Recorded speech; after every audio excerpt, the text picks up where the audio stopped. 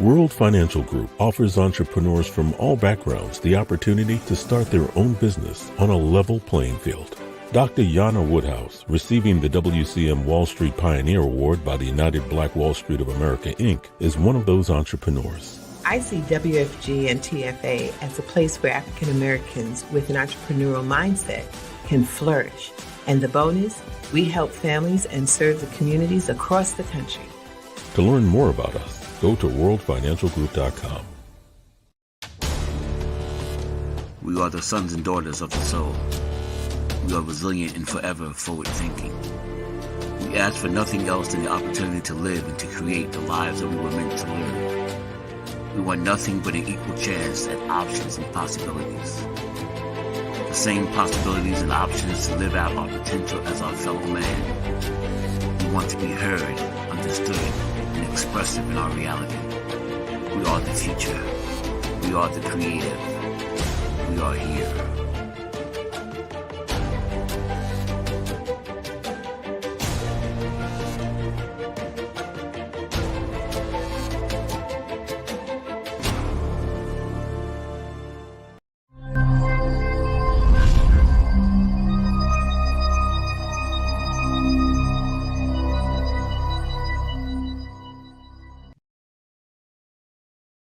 This is Kia Rogers, and you're listening to Urbanology with my dad, Tony Rogers, on WHCR 90.3 FM New York.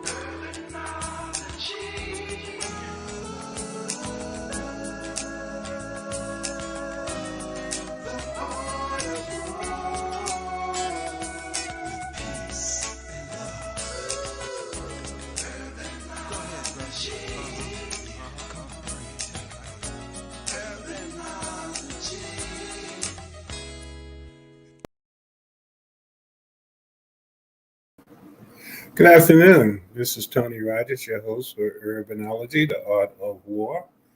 And for the new listeners, my birth certificate does not have Tony on it. It has William Anthony Rogers. And my mom, who's in heaven looking down, shaking her head because she always tells me, Tony is not on your birth certificate. Make sure that people know who you really, your real name. And so we just completed Mother's Day, so I want to make sure that I'm, in good standing with Mom. So it's William Anthony Rogers, but my friends call me Tony. I hope all is well with everyone. Beautiful day. We're moving into the spring. We're moving into some interesting things that are happening as relates to outdoor markets and festivals.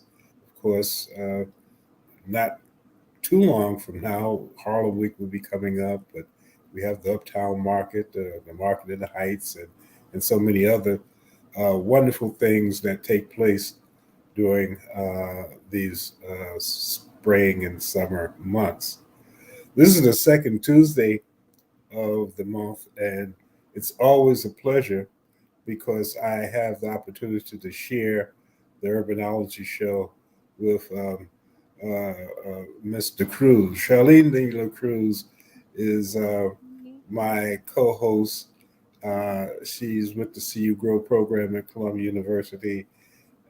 She does so many things that we talk about my good friend Marco, not Marco, Winston Majette. And I talk about the chamber. I brought them all in, Marco Nobles, Winston Majette, all of them. So I kind of confused them. They're all like my children. But we say Winston is one of the hardest working guys around. at the chamber, and Charlene has that title at Columbia University because every time I talk with her, she is working on another project. She has a wonderful mentor, Tanya Hope, who used to be a co-host, but she decided that she would play it forward, and I am so happy with this young lady because she's such a great spirit, always has something positive to say and do. And if you're looking for a way to get into Columbia and you have, the qualifications, you might want to check out the See You Grow program and some of the other programs that Charlene has. Welcome, my dear. How are you doing? I am doing well, Tony. Thank you again. You always kill me with such beautiful words month after month. But it's such a joy just to be here with you and just again to highlight great businesses And every and month. your volume is a little low. Can you turn Is it up? it? Can you hear me now? That's better. Okay. Okay, not a Almost like the commercial. Yeah. but I am very happy to be here with you and I'm so excited just to hear about our guests this month. Right. And as I was mentioning, we're moving into spring. People are going out, and I experienced the Uptown Market, 12th Avenue, which is right close to Columbia University. Yes, it is. It It's is. right down the hill. It is such a wonderful production, and I know that there has been events in the Bronx that is being done by the same organization in other locations, but most of the people that I've talked to indicate that the one on 12th Avenue is probably one of the best. It's a wonderful location, a wonderful site, and the person who is in charge of all of that stuff. Um, and I want to make sure that I get his name because, as I was mentioned, Marco Noble is, kind of like one of my godchildren. So I always kind of get that mixed up. But it's Marco Salma. And did I do that right, Marco? Close enough. Marco Shalman, yes. Okay. I How are you appreciate it. doing, Marcos? I'm doing very well. It's a beautiful day. We are live. It's a few days before the event, like we all hyped up and excited. So I feel great. Thank you for having me over here. Nice to meet you, It's Charlene. always a pleasure. The operations are great. Matter of fact, there are a number of things that you do. Um, we'll save the best for last, but you were just talking about some of the other projects that you guys have done in the past and currently. What are some of those things? Well, obviously, like Uptown Night Market has been something that really kind of set us apart and really put us on the map, and people to kind of see more of what we do as a company. Just started a few years ago. Some of the projects that we do have is, obviously, I got to start with the Bronx Night Market where it's all started. This is, we've been over there in Fordham Plaza for the past 4 years, kind of improving on our abilities, marketing, operation, all that kind of stuff. And, at one point we felt like we graduated and we're ready to kind of go beyond the Bronx. That's where we started the Uptown Night Market. From there, it's been a quick and interesting road, of our team just really loving what we do and resonating with other people and other partners that love the way that we do business, opening the door for us for creating like a Harlem Bazaar, which is launching this month on May 20th and every third Friday of the month in the state building on 125th and Allen Clayton. And then later in June, we have another rendition of the night market brand, which is going to be in Brooklyn. So, we keep him busy. This basically from now until November, we have one of those big festivals every week, straight through. So, it's exciting. Tell me a little bit more about the state office building market. What is that going to be a farmers market or similar to what you're doing on 12th Avenue or what? This one is going to be more of a arts and culture festival, like a bazaar, flea market, kind of a little bit upgraded, elevated flea market. The reason behind it is because we're really known for like doing foodie festivals, and we know to do like a lot of like, this is our game. We say that even in our motto, we serving the love to eat community. But we've seen since the pandemic, there's been, especially in Uptown, especially in Harlem and the Bronx, there's been an increase of over 400% of application of merchandise, fashion, accessories, visual artists, and people applying in incredible numbers. And we know that we cannot fit all of them into like our night market because, like I said, it's predominantly like more for the foodie culture. So the team sat down and said like, well, there's so many people that really on the craft, really kind of developed something really nice over the last 2 years. So we decided to do something that celebrate ingenuity, creativity, a little bit of pizzazz. And we were looking for a space because we didn't want to do it in the same spot like the Uptown Night Market. And I live right over here on 118 and Fifth. So I walk past that building every time, and I've always thought it was such an incredible area to do that. And it's massive. It's actually like bigger than anything else that we do. We started a conversation. I wasn't even hopeful. Actually, Curtis Archer. I got to give to my man Curtis Archer. He kind of introduced us to some people, and before we knew it, one thing led after another, and then we set up the first event over there, just next Friday. That was the location for when we first started Harlem Week. Nice. 1974, and we stayed at that location until we moved to 135th Street. Listen, I'll take that good luck charm to have like one hundredths of your success throughout the year and the influence of the community. A lot of history. Just about everybody from Nelson Mandela to Richard Pryor to they all were on that stage right there. That is amazing. So it's a lot of history there. Oh, I'm gonna work even harder to make everybody proud and making sure that I don't mess up. Well, you've been doing a wonderful job. Tell us a little bit about what's happening now with the Uptown Night Market. Well, like after last year was a great success, and I think like the team and I understood that it's like it's like the sequel, right? It's always a problem with the sequel because the first one makes such a good impression, and then you got to come back and not only do what you've done before, but you got to outdo yourself because the demand now people understand and know what to expect. So you have to come back and do that. And my team throughout the entire off season from November till March, just kept thinking about how we can improve, how we can do better things. So we obviously knew that a few elements, the food we have to elevate the food a little even more and create more opportunities for local businesses, but also local New York businesses, the kind of food that you see on Instagram and TikTok, the kind of food that kind of drive people crazy. So we knew that aspect. Two, the aspect of the music, the performances, the live performances, elevating and upgrading our situation where there's like a stage, the sound system, but also with like the musical acts that we produce. And also we'll be introducing this year. Basically we have a little gallery, like a movable gallery. So it's going to be like two movable walls that we're going to create like a little visual art gallery.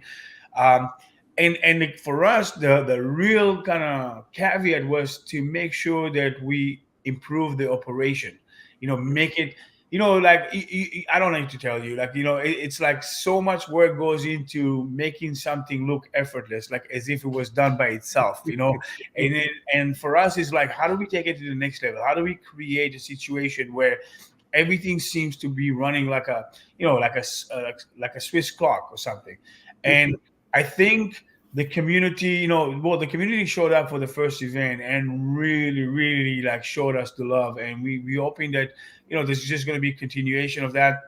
I have to tell you that already I'm hearing the noises around that the Uptown Night Market is currently like considered to be like the top foodie festival in New York City, all 5 boroughs. Wow. And we we've been hearing that coming from everywhere, like different sources and what, and we were like, we're trying to stay humble, and we make sure that we stay humble, but it's kind of, it's good to hear that, the team is like, it's very rewarding for the team that works so hard to hear some, good compliments like that.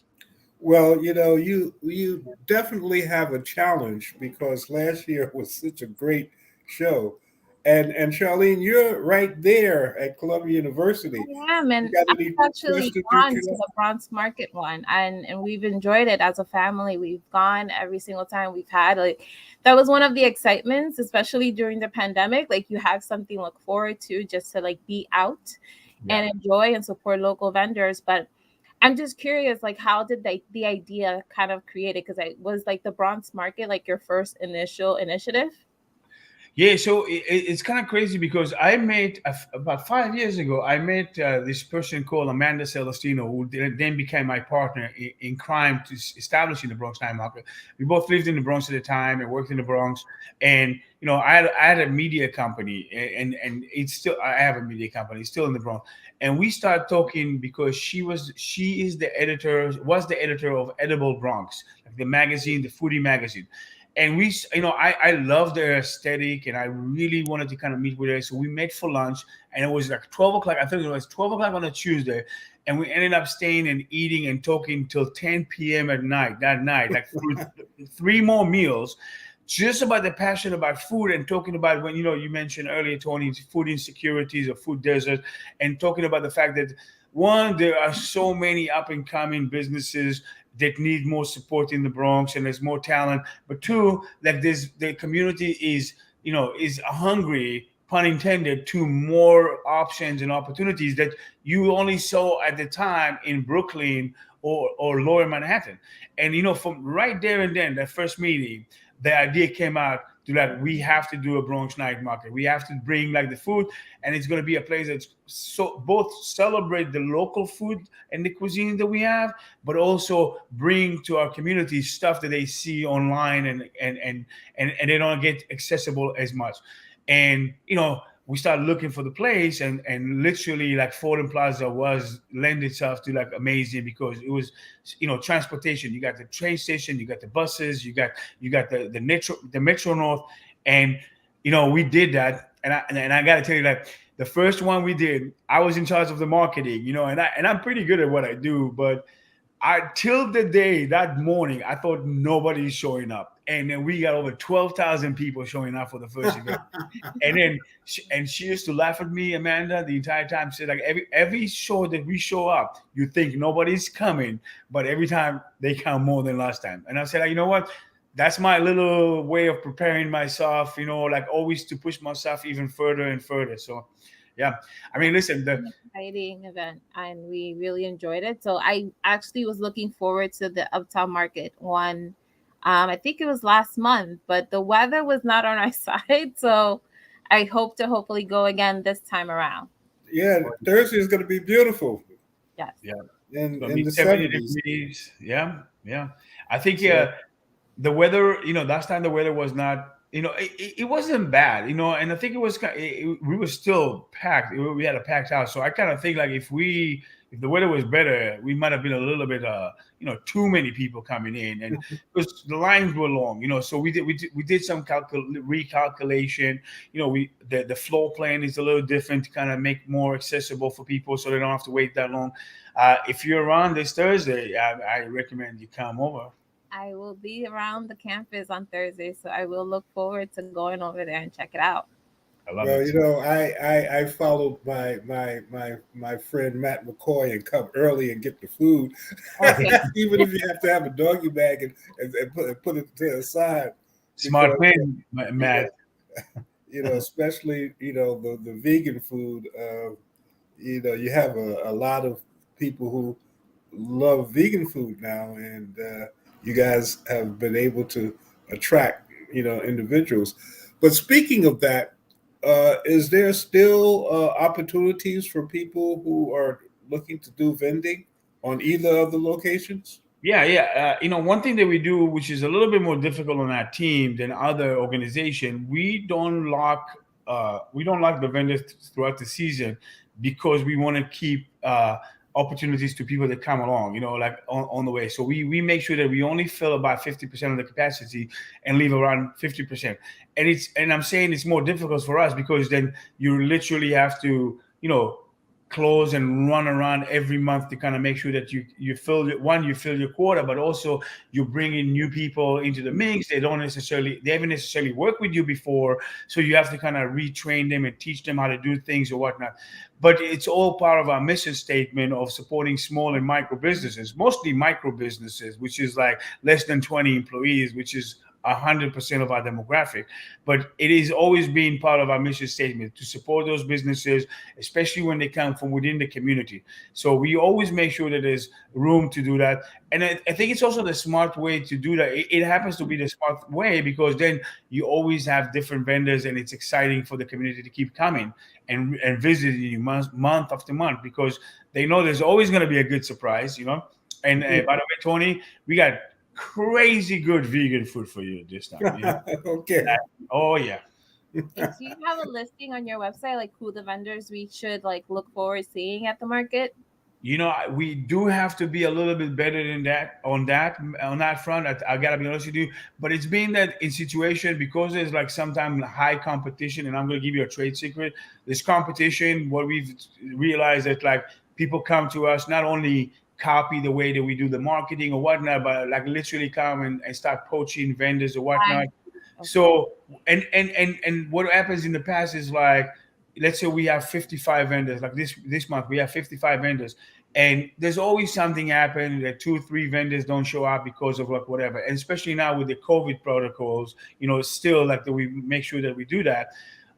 So people tend to get upset when if we say like a certain person will be there and they're not going to be there, and so we like, hey, you know what, we don't want to. It's a dynamic world. Sometimes things are going to change. If you don't understand that, we're just going to make sure that like but I think it's also, it helps to be part of the surprise. You walk around with a group of people, and we always say bring a group of people, so you don't commit to one bite. It's like 3-4 people. You can taste, you can buy a piece and taste it, and then enjoy like 15 of those, because you're not getting full on one item. And I think that helps with that. Sorry. Yeah. What's the entertainment lineup for this Thursday? Well, this Thursday we have this amazing group based in Harlem called City Love NYC, and they've been doing the rounds in the clubs in Harlem. It's a group of 5 young musicians that are incredible, and they keep bringing every show that they can. They bring 3 to 4 different frontmen to sing. And so the group, the band is the same band, been playing together for forever, and they keep bringing the frontmen, and they change. And one of my favorite parts of this, in the last couple of months doing this, is when they each play their part, and at the end they always do like a finale number when they all come on stage and do that, and it's literally one of my favorite part of the evening is just to hear them do that. So I highly recommend. They are opening the show for us, and they're going to be there. City Love NYC. Then we have Harlem Late Night Jazz is always curating some really an amazing experience. I love the fact how they range from like, the curation of like from hip hop through jazz and R&B and some rock and roll and funk. It's always an experience. And then to close the evening, DJ Kosi, and he comes on, and it's kind of one of the most beautiful sights you can see is people eating, and then he starts playing the music, and then within like 15 minutes, shoulders are kind of shaking, and then in another 5 minutes, like bums are shaking, and all of a sudden the dance floor is like turning up, and then it's classic. It's you look at my smile. It just makes me so happy to see that. Yeah. Matter of fact, speaking of vegan, I was just looking at a message that the Black Rican, yes, sir. She talking about long lines. I mean, she knows what she's doing. The Black Rican vegan, they create food, which is, with the influence of soul food and Caribbean food, Puerto Rican food, with strict vegan diet. And I'm telling you, I have yet to see the kind of that enthusiasm that Yes, people have. following. She has a following and the line, and she run in the first event she did with us last year. She ran out twice. I have never seen like a vendor who runs out twice through the day. She ran out, went and got more food, ran out again. Amazing. I Yeah, think I'm But gonna have to check her out too. you got to check out early though. I promise you yeah, that. you got to that's Time you or know is the that's event happening? that's We exactly what you got to do. Yeah, we start at 4 p.m. and go all the way to 10 p.m. So I always say to everybody, the 4 to 6 o'clock, that's the sweet spot. That's where it's like starting getting busy. But and remember, people still at work. It's only May. So because come July, it's going to get busy early on. But now 4 to 6 is the sweet spot. You can kind of go enjoy yourself. And then go in the sideline. I'm not saying leave, but then you can go in the sideline and watch the show after that. Right. And the entertainment starts at what time? 4:15, right off the bat. Oh, Okay. Yeah, and that will be like citywide NYC. All right. amazing. But so yeah, that's something that is looking to work. I know another colleague from the chamber is putting together the Harlem Rocket program, where that's a major big speedboat. I think it's Michael, yeah, Michael, Michael Preston, yes, and there's a lot of stuff going on, on that area. So for people, even though I guess you may be taking a little bit of business of some of the restaurants, because people say, "Hey, I can eat out here," I don't have to go inside. But Well, there's a spillover. there's a lot of things happening in Harlem right now, and we kept talking about it. I said like, okay, well, Brooklyn got the mayor and the DA. We're gonna get all the business. Yeah, but again, before you leave, just give the listeners just a little bit of your background, Marcus. So, I've been doing. I'm gonna say it like this. I've been doing the food and hospitality business since I think I was like 12 years old. Started off as like I used to wash trays at Wendy's after school just for some pocket money, and I kind of fell in love with that, because the idea of like the people eat and the joy, and I'm coming from like a family which is like Jewish and Italian. That's everything is surrounding around the food, but also culturally, like if you think about it, whether like anyways, it's like it's something about eating and food that makes people like feel so comfort. And I moved throughout the business from, like I said, like a tray dishwasher to front of the house and to ownership and whatnot. And then but the idea of like the outdoor market, the food festivals, and done in a clear way, I think it's where everything came together, because you take my education, my media marketing education, and you take my love of food and organization and some of my military background to kind of do operation. And like I'm 47 years old right now, and then we started that, and it's kind of like a couple years ago, I just looked at myself and I said, this is everything I've done in my life led me to a moment that every skill that I own throughout this life is coming to fruition right now. I'm, being in the right place in the right time. Well, Amazing. that's an interesting way of looking at it, and it's a way to understand your blessings. Yes, exactly. I feel blessed and I'm humble, and I'm just appreciative to have such an amazing team that works with me day in, day out, and really believe in the cause that we're doing, to be able to support small and micro businesses, to be able to kind of make our communities happy. Our events are always free to get in. The prices are affordable. We make sure that like, and you can see that textually, whether it's in the Bronx and in Harlem, make sure that the community knows that the event is designated first and foremost for that community to Right. enjoy and to prosper, and then to bring people from outside to kind of watch and observe and enjoy the food and support financially or whatnot, because we do that, and there's nothing better than that.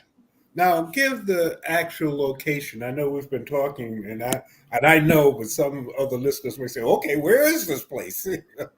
On West 133rd Street and 12th Avenue, right under the bridge, the famous bridge. So West 133rd and 12th Avenue, right Mhm. on the street over there. It lends itself to be one of the nicest spots in the city. Like you cannot ask for a better setting for like a market like that. It's under the bridge, so it's like even if it's like a little rain or whatnot, we're protected. If it's the Mhm. sun, we're protected. So come on down. And it's funny because many years ago, that was a Harlem Week site also. Oh, Many years ago. Uh, It's a great so site. it's interesting how things just come full circle, and hopefully you guys will be there for a while because, as Charlene knows, Columbia is doing a lot of work over there as far as you know buildings and locations. So that's a sweet spot. You no, want to try to hold on to that for a minute. yeah. I mean, I was just kind of curious, just like that's why I've asked you earlier about the vendors, because I know Columbia has a Harlem local vendor program where they support vendors within the community and kind of like teach them about packaging and then hopefully promoting their products to other venues, to other supermarkets. So, it's just very curious about, the people that you engage with, who they are within the community, so we can continue to support them as Yeah, well. that might be a good connection. You I guys. love that. Yeah, I love it. I think is Nicole Evans is part of that program Yeah, as well.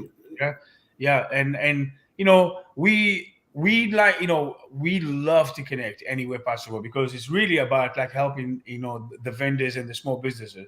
When people ask me continuously, they ask me like what is your biggest accomplishment, and they expect me to say, well, we brought like 5,000 6,000 people. This now every year our biggest accomplishment is getting like 6 to 10 vendors that came from literally with a George Foreman grill to their first event, and then moving into a place where we have vendors that are open a brick and mortar, multiple units, even have their food in Whole Foods as well, and we're doing that in the for-profit world, which is different a little bit for the non-for-profit, but for us is also about educating that you can be a conscious for profit. It's you can open the door to your families and friends. You can create businesses that hire other people within the community, and then they can stay in the community and money comes into the community rather than having to feel like you have to go elsewhere or support others. So i think I think there's room for all, and I would love to connect with anybody that can support small businesses because really it is like something that's tattooed in our mo.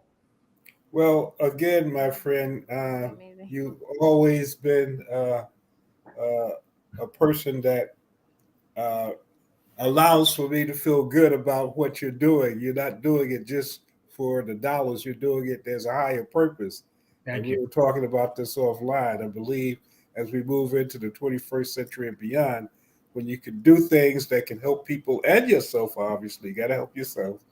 You're in a certain type of a frequency. Any last thoughts, Charlene, for Marcus? I'm not sure. Charlene, can you hear me?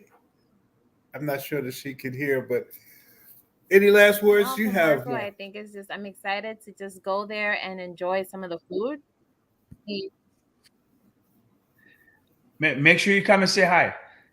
you hear me Yeah, now? we can hear you Yes, now. I definitely look forward to that. I am very excited. I enjoy the Bronx, so I can't wait to go up to Uptown and just enjoy some of your great food. We Thank love. you, my friend. Anything, any last shout outs you might have, my friend? No, I just want to say that thank you for having me over here again. I appreciate it, and I'm grateful for this continued support. And we look, and I want to say like shout out to, and hats off because I got to tell you on a side note, we literally took you guys' playbook, Tony, and working by that playbook. So like thank you for opening the door for all this little things that we get around to do and understanding how to work with the community. I appreciate you and everything that you've done. As a matter of fact, I see that the market is on the chamber's uh, program listing now, so that's great. That I'm sure that's going to help. Not that you need it because you got to find a new space probably with the way things are going. No, it's good. It's good. We'll take it. Take care, my friend. We'll see you Thursday. And when the 125th Street starts Friday? Next Friday, May 20th at from 2 to 8 p.m. Okay. Yeah. So you'll be around. Yes, I'll see you. I hope I get to see you there as well. Take care. Good luck, and see you on Thursday. Thank you. Take Good care. talking. All right. And Charlene, again, I'm hungry now because I'm thinking about the food. Can't hear you. The Black Weekend got us curious in terms of the food and whatnot. So I'm excited for Thursday. Oh yeah, and she has a line. You got to go get there early because there is a line or a pre-order. Sometimes we do that. We'll have to look at So that. again, Charlene, you've been doing a wonderful job of helping entrepreneurs, businesses to not only get an opportunity to work at Columbia University, which will be something that will take place long after we're gone as far as how you're expanding. But we have a guest. Give us a little information on our next guest. Yeah, so our next guest is Lisa Lundy. She's from Turney M Enterprises. She also has a DBA with CertaPro Painters.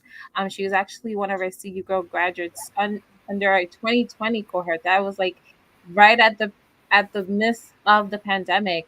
So she was really our new program that we launched, right after the pandemic, and really kind of like mustered through with us as kind of like these new challenges, engage virtually, how to do business virtually.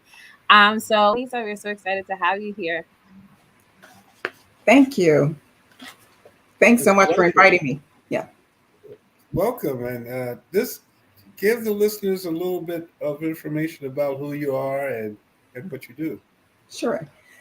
Well, I was listening into the show for a little bit there, and I have to say that Uptown night market sounds very, very appealing. So that was I had not known about that. So thanks so much for sharing that information.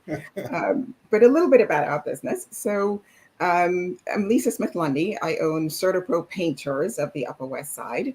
We're actually part of a franchised painting company that's a national brand. I own the location, as I mentioned, here in Manhattan, and we do interior, both residential and commercial painting throughout New York. So we go through a process of meeting with clients and making sure that we understand their needs and not just treat it like any other painting job, but we truly try to understand everything that encompasses the needs of the client and how we can make the whole painting experience the best that they can have, whether it's residential or commercial. This business I started about 5 years ago. The franchise itself is a national brand, CertaPro Painters, that's been around for more than 25 years. There just wasn't a location here in the city. So I'm the first owner in the city. And how did you find your way into this? I understand there's an interesting story of pivoting and transitioning. Yeah. Yes, major pivot. And, so I started out as a chemical engineer and worked in engineering for a while for an industrial gases and semiconductor industry, and later on decided to go to law school and became a patent attorney that dealt with patents in the pharmaceutical industry. And I did that for 20 years, practicing in Manhattan at two major law firms. So you must have been 5 when you started, huh? Thank you so much, Tony. But after being a partner at 2 major law firms in the city and spending a considerable amount of time doing what I loved for an extended period, I felt very blessed to have had that opportunity that both satisfied my technical experience and continued it, even though I had gone, as some people say, to the other side of being a lawyer and using that technical experience in a different way. And it was a really rewarding field for me to be in. And I encourage anyone who's interested, who has a technology background and would like to do something else with it, to consider doing patent law. It's an incredible way to use a technical background. But at some point, I had enough of that. And for reasons of wanting to have more control of my time and do different things, I left the practice of law. So I retired about 6 years ago, and started trying to figure out what other things I could do with my time, and found franchising, since it came with an umbrella of experience and a well-known brand and sort of a template of how to get things done. It appealed to me because I had been in a very customer-focused industry, in practicing law and serving, clients in the pharmaceutical industry. So this particular brand didn't just go paint people's houses. They were very much involved in figuring out why people wanted to paint, and therefore being able to meet every aspect of what they were trying to accomplish, and not have it be sort of cookie cutter. Okay, you want to paint, this is what the price is going to be, and we'll come in and get it done for you. It's really spending the time with the client and understanding their need, so that we could add value to what they were trying to get done, and getting it done in the most professional way possible. So I was able to, like being a consultant. Yes, it was, right? Another arm of consulting. Like I had consulted with other clients on the legal side. It also lent itself here. And quite honestly, I have lived in Manhattan for more than 20 years. And I couldn't think of a painting company whose name I knew if I needed to have my painting done. So I thought having a branded company come into this area and offer that type of service will be a really nice add to the community. So I bought the franchise and started a business, and so far has been growing and doing not only residential but commercial work. Hence meeting Charlene and getting involved in the CU Grow program and expanding from there more into the commercial side now. So we've done work for Columbia University. We've done work for Paley Media Center. We've done Gap stores and several other commercial, but we still also do the residential. That's very much, still the hands-on work that we do. How did painting become an interest? From engineering to law and painting, how did that come about?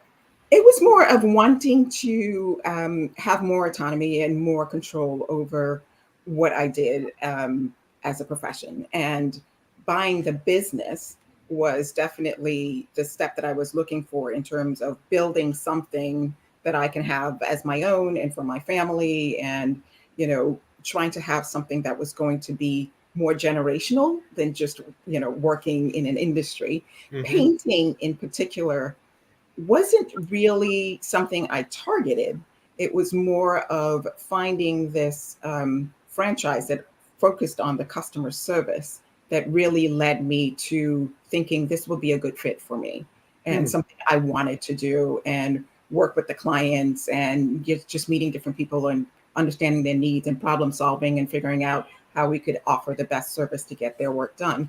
So it wasn't really a target at painting. I have absolutely no artistic ability. That was my next question. No, but I understand paints based on my chemical engineering background. So. Yeah. And I guess with the chemical engineering background and the legal background, in your consultation to people, it probably allows for you to go back and give advice based on some of your other areas of expertise. Yes, I try to, with every client, add value to what their intention is and what they're trying to accomplish. And just based on the experience, and the benefit of buying a franchise is that it's tried and true, right? So they had many things already established, and after going through their training program, basically, I knew how to paint. At least I knew the basics. So what I brought to it was how I wanted to service my clients, and what would be the best way to get the most client satisfaction out of what we did. And so that was what kind of spoke to me at the time in buying this franchise. Now, there's been, a lot of research about the types of paint to use as relates to what's in them and the safety components of them. Right. What's your spin with your company, and how does that relate to some of the things that you consult with? Yeah. So there are several choices for types of paint, of course, that you can use. And the paint companies now offer a variety of paint lines that you can buy, some of which are what we would call sometimes lower in VOCs, the volatile component that can be more harmful to the environment. Mhm. But by law now, in most states, paints can only contain a very small amount of those volatile components. Mm. So that has shifted in the industry significantly. And then Mhm. the paint companies have gone the extra mile in some of their paint lines in reducing those volatile compounds even more. And Mhm. certainly, if you have a client who's sensitive to certain things, we can suggest what lines of paint they should and shouldn't use, or Mhm. what would be better suited to their needs. Painting usually was either your cousin or your friend, or maybe the landlord for extra money, you know. And it usually, sometimes it turned out the way you wanted it to, but there was always something that was missed, and you got to bring them back, to do some other things, and Yeah. fixing the holes in the wall and all of that type of stuff. Yeah. But I never really thought about having a painting consultant. Now, do you do apartments as well as brownstones and things like that? Absolutely. Yes, we do the whole line of residential, whether it's, a studio, one bedroom, two bedroom, three bedroom apartment, condo, co-op, whatever that might be, brownstones, townhouses, any kind of residential That work. has a wall. Yeah, we certainly do that.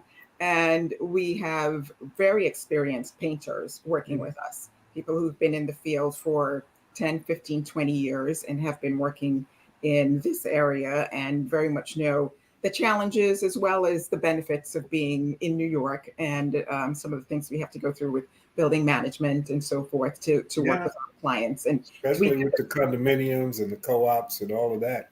There's absolutely. there's a lot of stuff. Now, and color, color has a lot to do with how people relate to themselves and to their environment. Mhm. When you talk to people based on where they're located, do you give recommendations that, well, you have a lot of sunlight, so maybe you should have this color, or you don't have a lot of sunlight, maybe you should have that type of a color? Do you do stuff like that?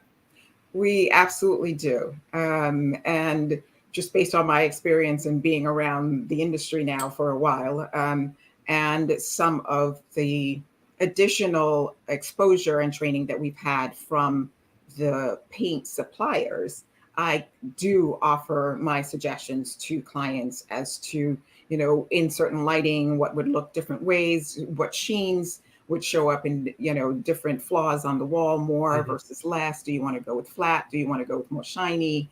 What colors may go together?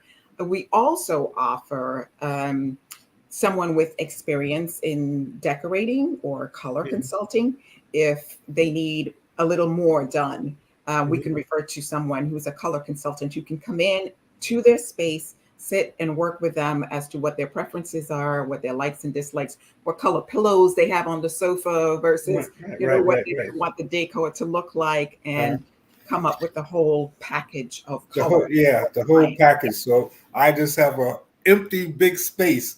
How can I make it look great? Yes, exactly. And we can start, working with the paint. That makes a huge difference in the space.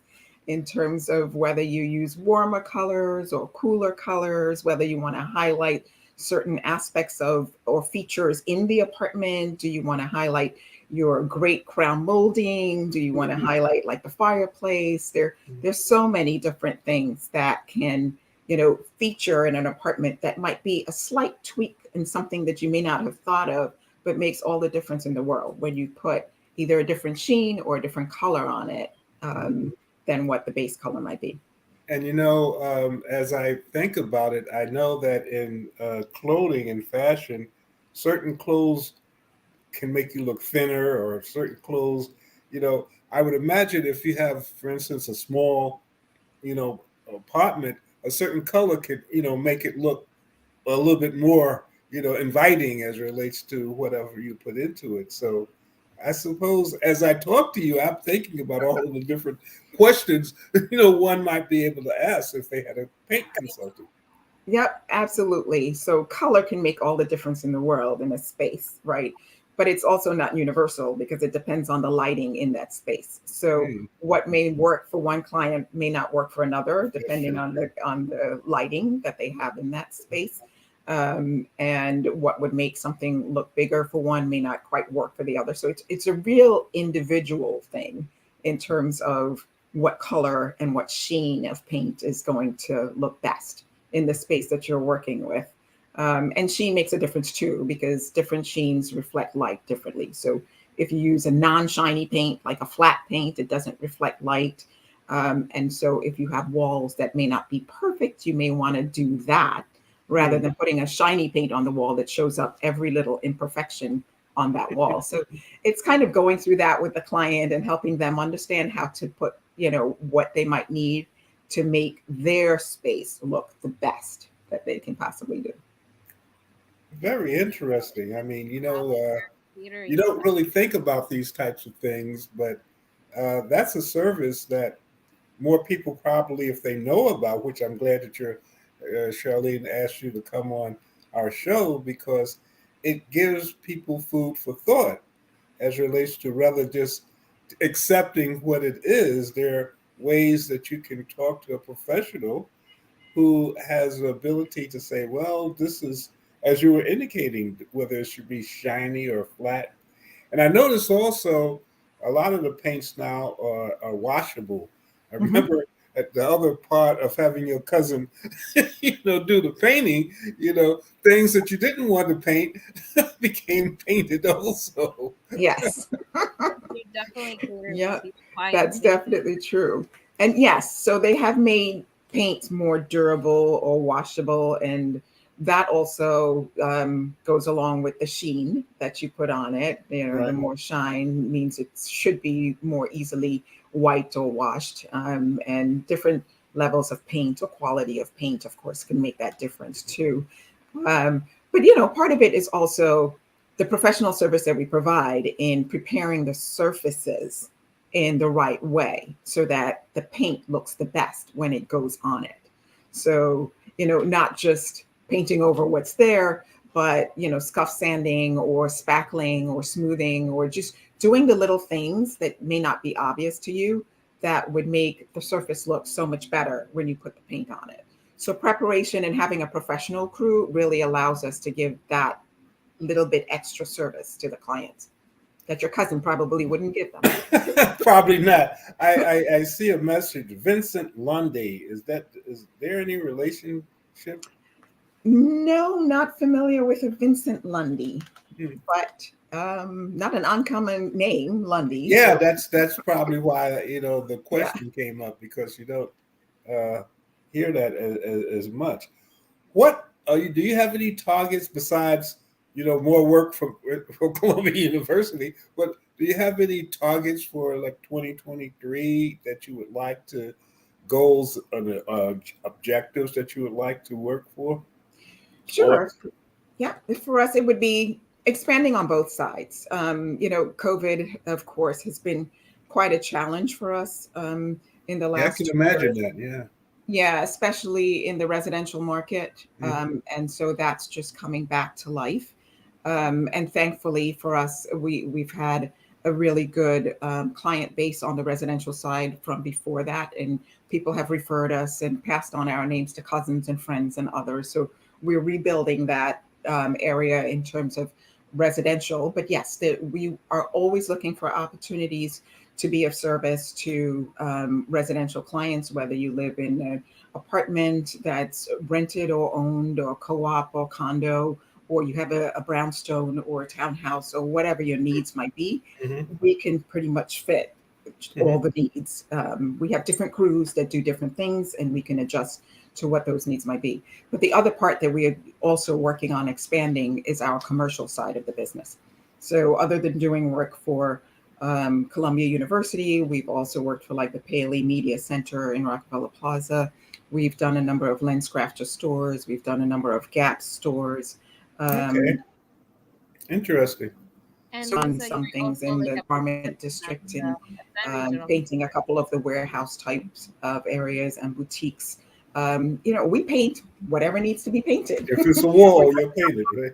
Yeah. Yep, we've done a Even couple. as a participant of the regional program, that's helping you kind of like facilitate more relationships with larger stakeholders.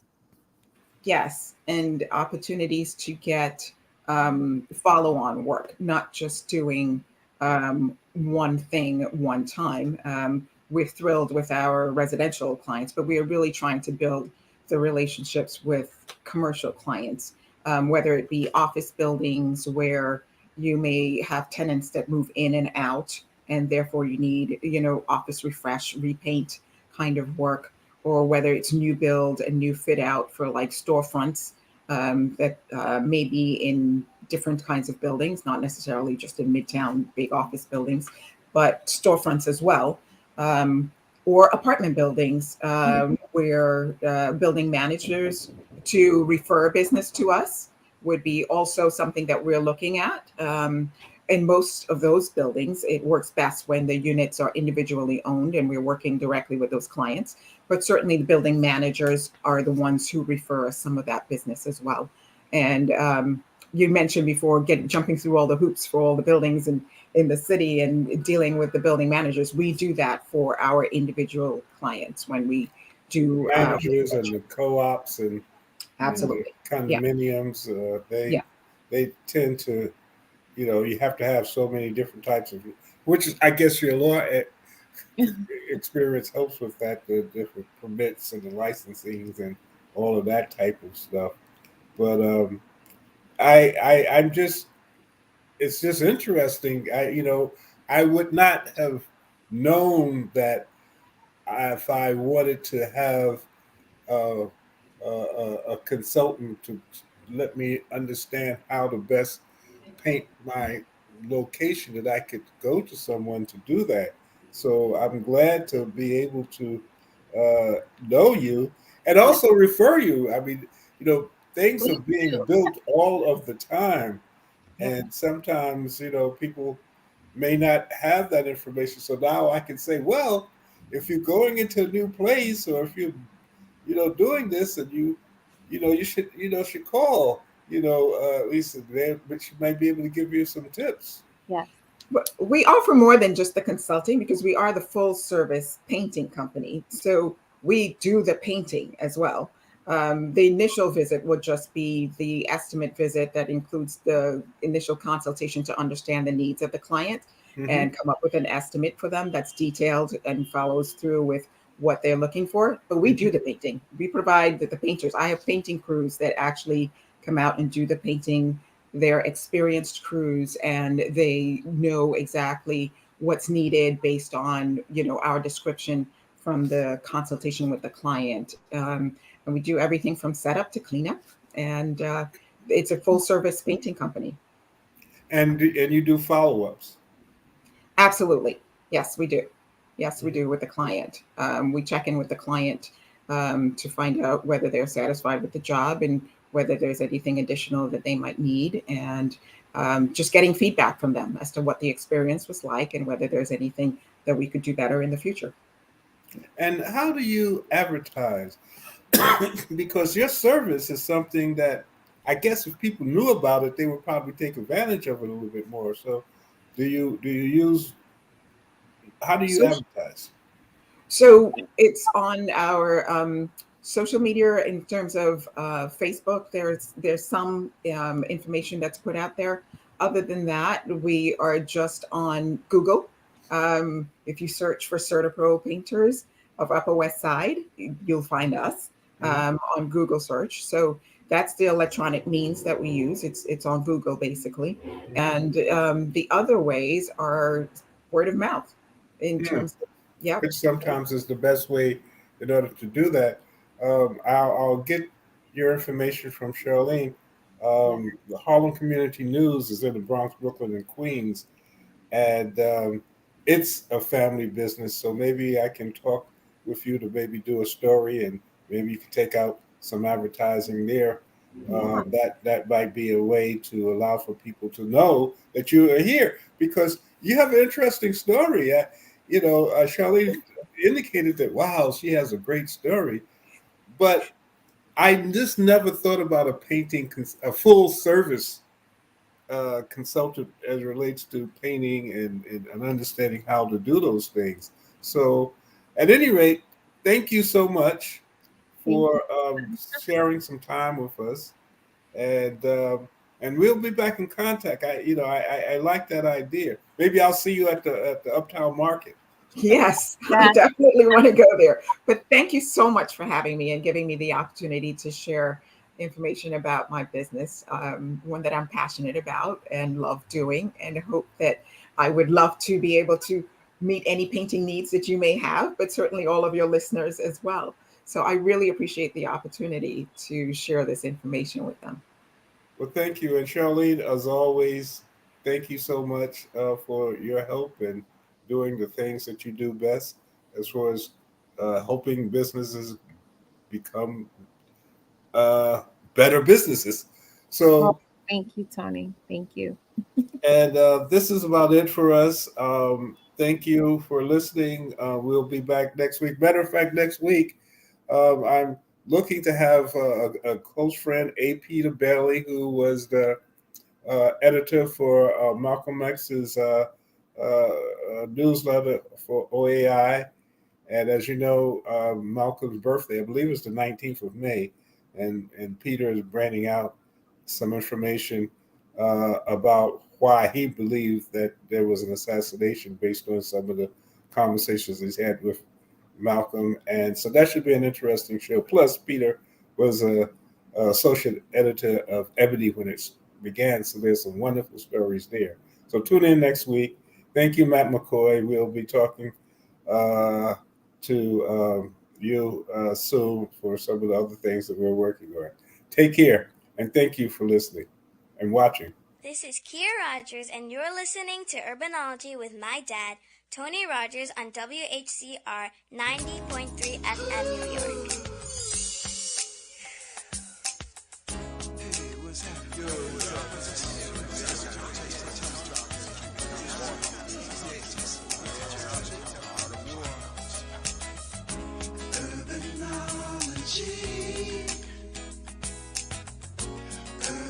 Urbanology.